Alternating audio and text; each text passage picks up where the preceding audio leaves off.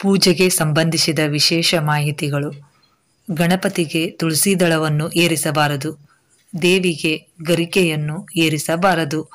ದೇವರ ಮನೆಯಲ್ಲಿ ಗಣೇಶನ 3 ವಿಗ್ರಹಗಳನ್ನು ಇಡಬಾರದು. ದೇವರ ಮನೆಯಲ್ಲಿ 2 ಶಂಖಗಳನ್ನು ಇಡಬಾರದು. ಶಿವಲಿಂಗಕ್ಕೆ ಕೇತಕಿ ಪುಷ್ಪವನ್ನು ಏರಿಸಬಾರದು. ವಿಷ್ಣುವಿಗೆ ಅಕ್ಷತೆಯ ತಿಲಕವನ್ನು ಇಡಬಾರದು. ಶಿವನಿಗೆ ತುಳಸಿ ದಳವನ್ನು ಏರಿಸಬಾರದು ಮತ್ತು ಶಿವಲಿಂಗವನ್ನು ತುಳಸಿ ಗಿಡದಲ್ಲಿಯೂ ಇಡಬಾರದು. ಆರತಿಯನ್ನು ಒಂದೇ ಕೈಯಿಂದ ತೆಗೆದುಕೊಳ್ಳಬಾರದು. ದೇವರ ದರ್ಶನ ಮಾಡಿ ಹಿಂತಿರುಗಿ ಬರುವಾಗ ಗಂಟೆಯನ್ನು ಬಾರಿಸಬಾರದು. ದೇವಸ್ಥಾನದ ಎದುರಿಗೆ ಚಪ್ಪಲಿ ಮತ್ತು ಶೂಗಳನ್ನು ಬಿಡಬಾರದು.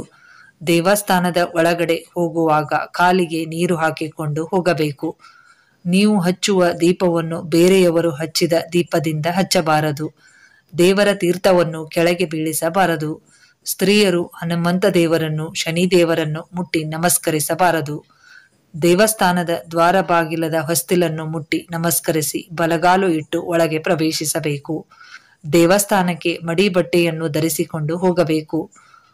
ತೀರ್ಥವನ್ನು ತಲೆಗೆ ಒರೆಸಿಕೊಳ್ಳಬಾರದು. ಕಣ್ಣಿಗೆ ಒತ್ತಿಕೊಳ್ಳಬೇಕು. ಏಕಾದಶಿಯಂದು ವಿಷ್ಣುವಿಗೆ ತುಳಸಿ ದಳ ಇಟ್ಟು ಪೂಜಿಸಬೇಕು. ದೇವಸ್ಥಾನಕ್ಕೆ ಹೋಗುವಾಗ ದೇವರಿಗೆ ಹಣ್ಣು ಕಾಯಿ ಎರಡನ್ನೂ ತೆಗೆದುಕೊಂಡು ಹೋಗಬೇಕು. ಕೇವಲ ಕಾಯಿ ಮಾತ್ರ ಒಯ್ಯಬಾರದು. ಪ್ರತಿದಿನ ನನ್ನನ್ನು ಭೇಟಿಯಾಗಲು ಸಬ್ಸ್ಕ್ರೈಬ್ ಮಾಡಿ. ಇದುವರೆಗೂ ತಾಳ್ಮೆಯಿಂದ ಕೇಳಿದ್ದಕ್ಕಾಗಿ ಧನ್ಯವಾದಗಳು.